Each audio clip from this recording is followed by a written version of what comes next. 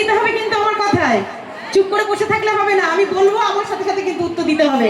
আমি আগেই বলেছি যে আমি কিন্তু সবার ঊর্ধ্বে একজন মা, একদম আপনাদের মতোই মা, তো সুতরাং আমার কথায় কিন্তু উত্তর দিতে হবে। তো আমি একটা মানে সেই বাচ্চাটা প্রচুর দুষ্টুমি করছে বাড়িতে, তা বাবাকে বলছে, মা বলছে যে একটু পাশে নিখিলের দেখে একটু নিয়ে যাও না, বাচ্চাটা এত দুষ্টুমি করছে। তা বাচ্চাটাকে নিয়ে গেছে, আর এখনকার বাচ্চাদের মনে অনেক প্রশ্ন। তা বাচ্চাটা বলছে যে দেখে যে কিছু একটু দূরে, বাচ্চাটা খাবার টাবার কিনে দিয়েছে, বাচ্চাটা দেখে যে একটু দূরে মানে একদম খেলাধুলো হচ্ছে, বেশ জমায়েত আছে মানুষজন, যেরকম এখানে একটা প্রোগ্রাম চলছে মানুষজন যেরকম জমায়েত হয়েছে ঠিক এইরকমই। তা বাবার কাছে বাচ্চাটা প্রশ্ন করছে যে বাবা এখানে কি হচ্ছে গো? তা বাবা বলছে যে আরে খেলা হচ্ছে। তা বলছে ও বাবা, বাবা চলো না বাবা আমাকে একটু নিয়ে, আমি খেলা দেখবো। তা তখন বাচ্চাটার হাত ধরে খেলা দেখতে নিয়ে গেছে। দেখে বাচ্চারা তাকিয়ে দেখছে, দেখছে যে বল খেলা হচ্ছে, ফুটবল খেলা, বেশ বড় সড়ো হয় ফুটবলটা। তা বাচ্চাটা দেখছে যে ফুটবলটা পা দিয়ে মারছে একজন, আবার ওইদিকে চলে যাচ্ছে, আবার একজন মারছে, আবার এইদিকে চলে আসছে। তখন বাচ্চাটা বলছে ও বাবা, বাবা বলো আমি একটুখানি দেওয়ালে মারি আমার হাতটা তো ফেটে যায়, তা এই বলটা তো এত বড়, এরা যে বারবার লাথি মারছে, এদিকে যাচ্ছে ওদিকে যাচ্ছে, তাই এদের লাগছে না? তা বাবা তখন বলছে না না, আরে লাগছে না, বলটা হলো ফাঁপা। তা মায়েদের কাছে আমার একান্ত অনুরোধ আর প্রশ্ন বলতে পারেন, আপনার বাচ্চাকে কি ওরকম ফাঁপা তৈরি করবেন যে কেউ পা দিয়ে লাথি মারবে একদিকে চলে যাবে, আবার অন্যদিকে পা দিয়ে লাথি মারবে আবার অন্যদিকে চলে যাবে? কি হলো, জবাব কোথায়? ফাঁপা তৈরি করবেন না একজন নিরেট মানুষ তৈরি করবেন? বলুন, নিরেট মানুষ তো? ঠিক আছে, আর একটা কথা বলবো আমি, আপনারা অনেকে কোর্ট দেখেছেন, আপনারা কোর্টে গেছেন বা কেউ কেউ হয়তো যাননি, ফোনেও দেখেছেন। দেখবেন যে একটা জায়গায় বেশ বেড়া ঘেরা জায়গা আছে, কাঠ দিয়ে ঘেরা আছে, সেখানে কিছু মানুষ একদম হাত জোড় করে দাঁড়িয়ে আছে, মাথা নত করে, তারাও কিন্তু মায়ের সন্তান। আর কিছু মানুষ কালো রঙের কোট পরে পাশে দাঁড়িয়ে আছেন, আর সবার ঊর্ধ্বে কিন্তু একজন বসে আছে, সে শুনছে এবং লিখছে, সে শুধু শুনছে এবং লিখছে। তা আমরা সেই সন্তানের মা হব তো, যে শুধু লিখবে আর শুনবে, সবার ঊর্ধ্বে বসে থাকবে?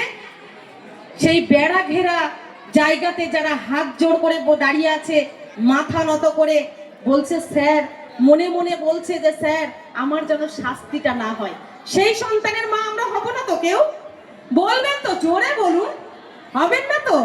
ভেরি গুড, তাহলে সেই সন্তানের মা হতে হবে যে কলম দিয়ে লিখে সে বিচার করবে একজন অন্যায়কারী, অন্যায় এবং ভালো যে কাজ করবে তার ভালো দিকটা, তাহলে সেই সন্তানের মা হবে, তাই তো? আর বাচ্চাদের উদ্দেশ্যেও আর একটা কথা বলবো, কেননা বক্তব্য দীর্ঘায়ু করা যাবে না, অনেকেই আছেন আরো, তো আমি বাচ্চাদের উদ্দেশ্যে বলছি, মায়েরা কিন্তু বহু মূল্যবান একজন রত্ন। এটা কি জানো তোমরা?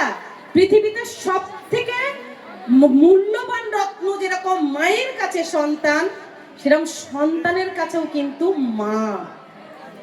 কেননা মায়ের যে মানে গর্ভ যন্ত্রণা যে 57 সেকেন্ড, সেই যন্ত্রণার দাম কিন্তু পৃথিবীতে কেউ দিতে পারবে না, সেটা কিন্তু সন্তান দিতে পারে তার ভালো কাজের জন্য, তার ভালো কর্মের ফলে সে কিন্তু তার মায়ের মুখে হাসি ফোটাতে পারবে। দেখুন, একটা বাচ্চাদের উদ্দেশ্যে বলি, একটা বাচ্চা ভীষণ দুষ্টু, ভীষণ দুষ্টু, তার স্কুল থেকে শিক্ষক শিক্ষিকারা বলেছে যে তোকে টিসি দিয়ে দেবো।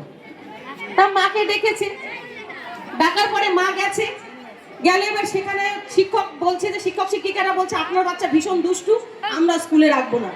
মা তো হাতে পায়ে লুটিয়ে পড়েছে শিক্ষক শিক্ষিকার, যে না আমার বাচ্চাকে প্লিজ আপনি ছাড়িয়ে দেবেন না স্কুল থেকে, আমার বাচ্চা যদি চলে যায়, ও দুষ্টু এমনিতেই বদমায়েশ, তো সেই জায়গাটায় আরো দুষ্টু হয়ে যাবে, ওর আর জীবনে পড়াশোনা হবে না। একটা মাই কিন্তু পারে এরকম করে কাকুতি মিনতি করে একটা সন্তানের জন্য দোয়া করতে বা কারোর কাছে কিছু চাইতে। তো তখন শিক্ষক শিক্ষিকারা বললো যে না না আমাদের তো লেখা হয়ে গেছে, আমরা আর আপনার বাচ্চাকে রাখবো না, সে ভীষণ দুষ্টু।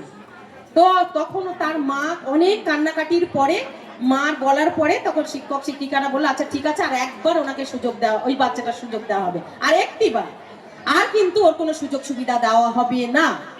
তখন ওই বাচ্চাটা যখন বলল, তখন ওই একটা চিরকুটে ওর কিন্তু ওখানে লেখা ছিল যে আপনার বাচ্চার আর একটিবার সুযোগ দেওয়া হবে, আর কিন্তু দাও না। বাড়িতে এসে মা অনেক কান্নাকাটি করে বাচ্চাটাকে বুঝিয়ে বাজিয়ে ওই চিরকুটটা যত্ন করে এমন ভালো করে রেখে দিয়েছে। তো দেওয়ার পরে বাচ্চাটা কোনো রকম মানে মানুষ হয়েছে, বড় হয়েছে, আর সেখান থেকে বদমাইশি করেনি, মানে পড়াশোনাটা কন্টিনিউ করেছে, করে সে কিন্তু একদিন সত্যিকারে কিন্তু সেই দুষ্টুটাই কিন্তু মানুষ হয়েছে। তা একদিন মা হঠাৎ মারা গেছে, মা মারা গেলে মারা গেলে সমস্ত জায়গা খুঁজছে, খুঁজে খুঁজে ও দেখলো যে বাক্সের মধ্যে একটা চিরকুট লেখা আছে। ও তখন চিরকুটে, তখন কিন্তু অলরেডি তার মা মারা গেছে, তো ও তখন চিরকুটে দেখে লেখা আছে যে আপনার বাচ্চা ভীষণ দুষ্টু, আর যদি দুষ্টুমি করে তাহলে কিন্তু আপনার বাচ্চাকে কিন্তু আমরা এই স্কুল থেকে টিসি দিতে বাধ্য হব, আর আপনার বাচ্চা কিন্তু আর কোথাও পড়াশোনার সুযোগ পাবে না। ও তখন হাউ হাউ করে কাঁদছে, বলছে যে আল্লাহ আমি কি ভুল কাজ করেছি, যে আমার মা তো আমাকে, আমি যখন জিজ্ঞাসা করি তখন আমার মা বলল যে না না বাবু, তোকে ভালো বলেছে, তুই খুব ভালো, তুই ভালো করে পড়াশুনো কর, তাহলে দেখবি তুই একজন মানুষের মতো মানুষ হবি। ওনার মা কিন্তু সেই দিন কিন্তু বাচ্চার সঙ্গে কিন্তু মিথ্যা কথা বলেছিল, তবেই কিন্তু বাচ্চা এগিয়ে গিয়েছিল। তবে সত্য মিথ্যা কথাটা আমি এখানে বলছি না, কিন্তু মা হয়তো কোনোভাবে বুঝিয়েছিল। কিন্তু ওই চিরকুটটা তখন যখন ও দেখে, তখন হাউ হাউ করে কাঁদতে থাকে যে আমার মা আমার জন্য এত ভালো ভালো কথা বলে আমাকে মানুষ তৈরি করলো, তাই কিন্তু আমি প্রতিষ্ঠিত হতে পেরেছি।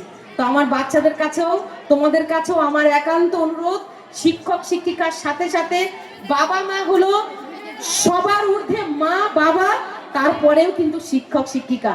তো সবাই ভালো থাকবে, সুস্থ থাকবে, সুসন্তান হও, সুনাগরিক হও এবং একজন ভালো মা বাবা হয়ে উঠো। ধন্যবাদ।